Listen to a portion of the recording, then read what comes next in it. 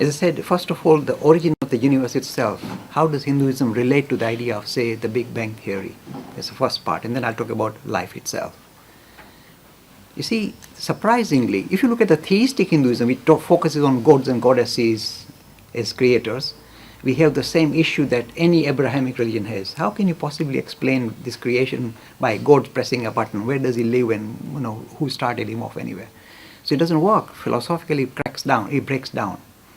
The esoteric Hinduism, which is not personality oriented but principle oriented, it doesn't look for a God in the heaven, is much more comfortable with the theory of Big Bang because it says three things unfold for the creation to come into being. Now this is very close to the modern cosmology.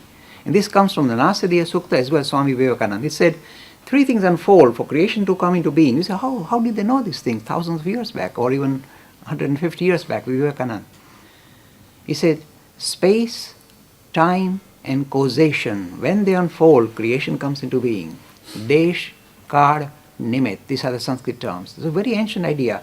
Through introspection, somehow you realize these are, if you like, the dimensions through which the universe becomes manifested. So we are already aware of how the creation comes into being and how well it sits with the idea of theory of Big Bang. It has no difficulty. In fact, it goes a stage further than the Big Bang. Because Big Bang, it doesn't talk about causation. We say space, time, and causation also. So you can't say who caused the Big Bang. Causation comes with the Big Bang. It's a very esoteric idea. Now the second part of the question, Gaurav has asked, is very interesting. He says, what about life itself? Now this continues to be a mystery for modern biologists. Because every time you try and create life in the laboratory, you can create the same kind of circumstances that we had in early, 3 billion years ago on Earth. Huge kind of volcanoes and very high temperatures and all these kind of chemicals combining together. They can produce amino acid, but they can't produce life so far. Maybe I'll be proved wrong later on. But so far they can produce a building block, amino acid, but they can't produce life, DNA itself. It doesn't come out. So they're surprised. They've done all sorts of experiments to try and create life in the laboratory. It doesn't work.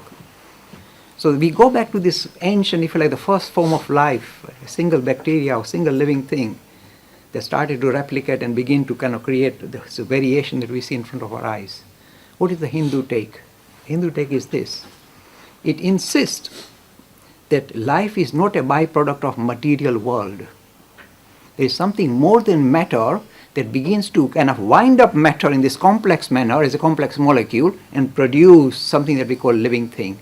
So even though we have tremendous kind of agreement with science, here we simply say, if you're trying to explain life, living thing, in terms of material forces, you're going to fail. There is something else that is winding up this material, the elements, if you like, the chemicals, in a very complex manner, in a very unusual manner, which can only be described or defined as something which is non-material, spiritual. So we say it is actually when the spirit is trying to manifest itself in the material world, it begins to kind of, in a way, start to kind of form the chemicals in a particular structure and produce, if you like, what we call a living thing. This is a very special feature about Hinduism. It says life is not a byproduct of the material forces of matter, but it uses matter and material forces to manifest itself, but it is not something that comes out of matter.